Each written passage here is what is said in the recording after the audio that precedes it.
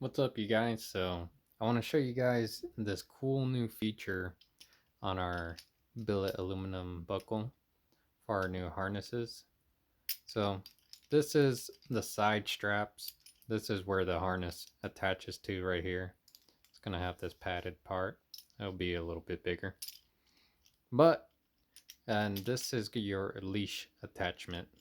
The cool new thing that we did with this is you can actually release just the leash separate from this, the harness, just by turning to the right.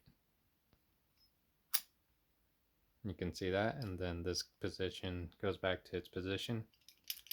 This is still locked in. So no matter how much you do this, you can see the harness will stay attached and your leash releases. So how are we going to get the harness off? We designed it so if you turn the other direction, your harness comes off. Pretty dope.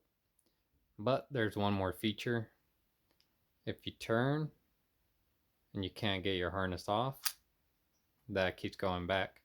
To solve this, you feel the tension, just go a little bit more, and it stays there. It stays open. And then you just push it back, and it locks it all down. Pretty cool. We're taking pre-orders on dsh.com. Go check it out.